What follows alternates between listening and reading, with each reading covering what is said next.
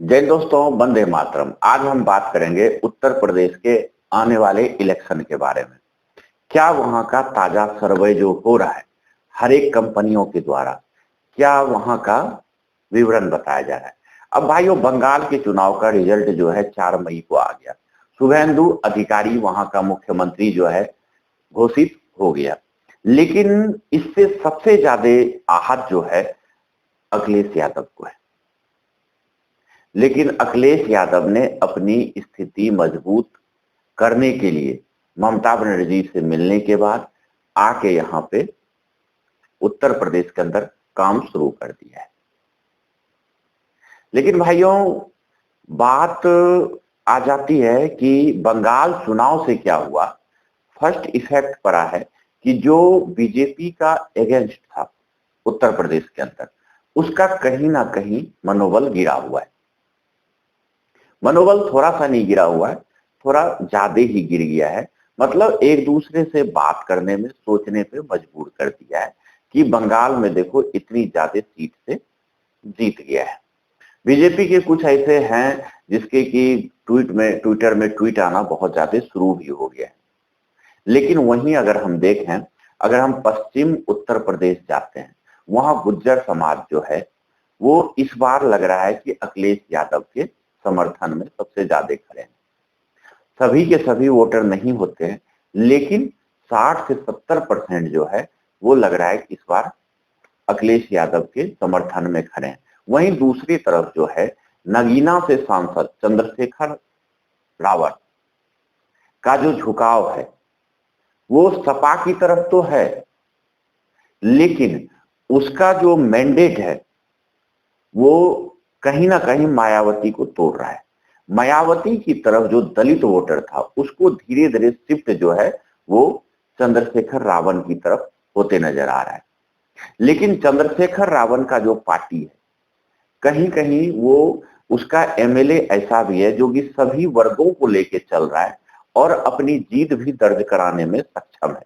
लेकिन पश्चिमी उत्तर प्रदेश में चंद्रशेखर रावण का जो है दमखम अच्छा है। अगर अकेला पार्टी वो लड़े, किसी के साथ अगर वो गठबंधन ना करे, तो 10,000 15,000 वोट उनको हर सीट से आ सकता है। लेकिन वहीं पर अगर पूर्वी उत्तर प्रदेश हम चलते हैं तो वहां पे चंद्रशेखर रावण का अगर कैंडिडेट खड़ा होता है तो 1000 से 1500 वोट उसको मिल सकता है।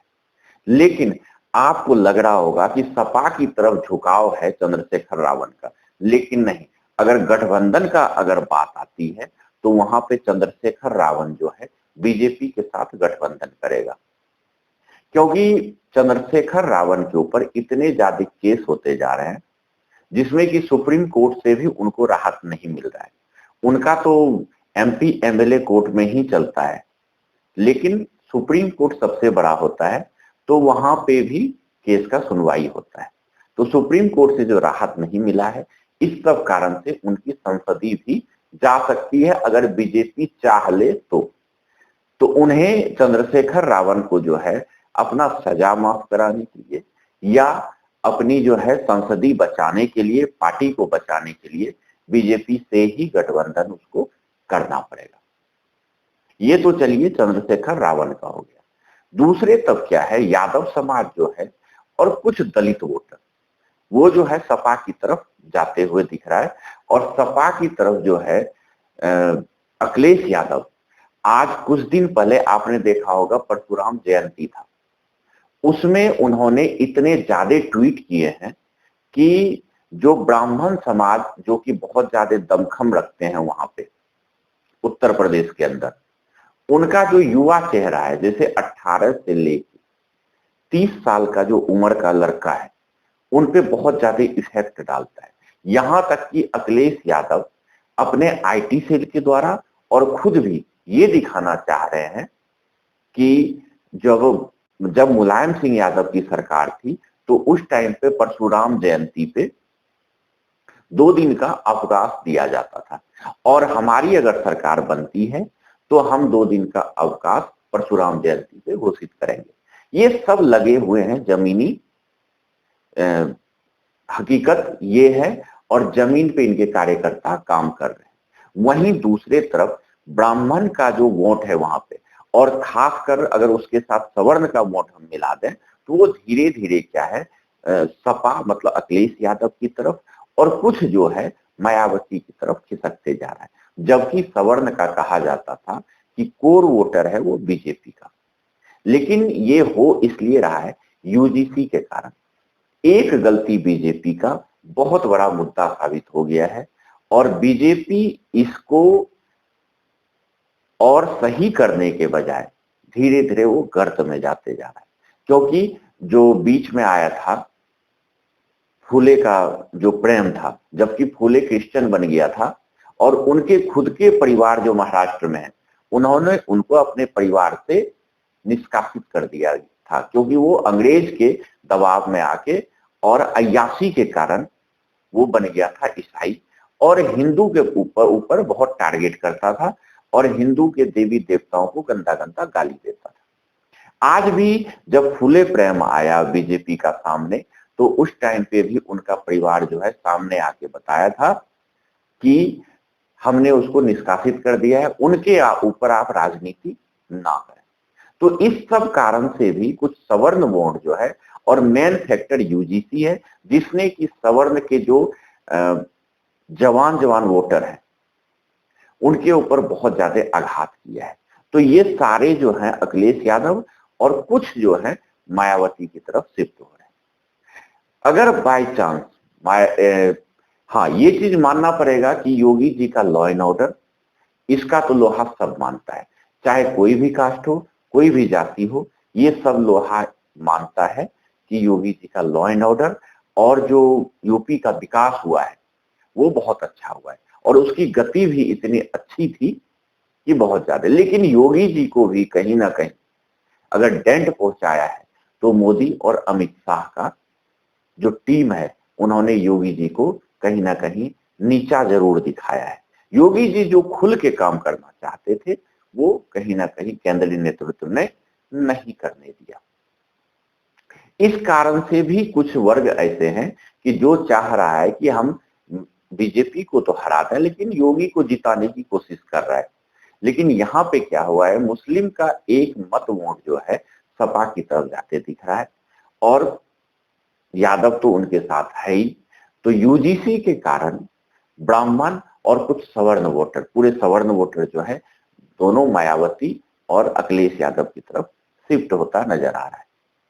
सेम कहानी यहाँ पे जो है बाबा भीमराव अंबेडकर का जो पोता है, भीमराव अंबेडकर के भाई का जो पोता है उसको बुला के जो उसको सम्मानित किया अखिलेश यादव ने, उससे कुछ जवान से लेके बूढ़े तक का जो दलित है उसका भी झुकाव इनके ऊपर है। हालांकि चंद्रशेखर रावण हो चाहे मायावती हो, पूरा दलित का वोट उनको नहीं मिलता है, हर जगह वो बढ़ता है। अगर कोई बोले कि इस पे एकाधिकार मेरा है तो वो झूठा साबित हो सकता है अगर डाटा निकाल के देखा जाए।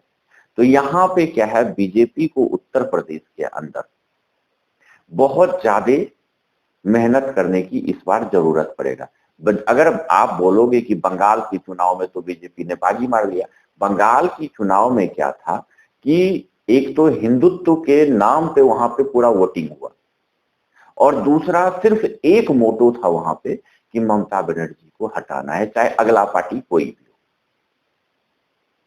और वहां पे दूसरा क्या हुआ, बीजेपी की तरफ से हिंदुत्व का एजेंडा लाया गया और वहां पे ममता बनर्जी के एंटी कैंपेन चलाया गया, जहां वहां की जनता जो है वो तो चाहते ही थी बीजेपी को लाना और ममता बनर्जी को हटाना। सो उन्होंने ममता बनर्जी को हटाया और बीजेपी को लाया, क्योंकि वहां पे कम्युनिस्ट अब रह नहीं गया और ममता बनर्जी के अलावा जो है टीएमसी के अलावा सिर्फ एक ही पार्टी थी बीजेपी और कोई पार्टी ही वहां नहीं था जिसको कि वोट दिया जाता। इस तरह भाइयों क्या है, पूर्वी उत्तर प्रदेश जो है वहां पे भी कहीं ना कहीं अखिलेश यादव और मायावती सेंध मार रहा है। लेकिन मायावती जो है बीच में काफी ज्यादा एक्टिव हुई थी लेकिन धीरे धीरे वो शांत होते चली गई। लेकिन यहाँ पे जो अखिलेश यादव है ये पूर्ण एक्टिव हो रखा है। इसका जो पीआर टीम है वो यूजीसी के नाम से पूरे सवर्ण में अच्छा प्रदर्शन कर रहा है वो, और जो ओबीसी है, ओबीसी में तो काफी सेंध है अखिलेश यादव का, और दलित में।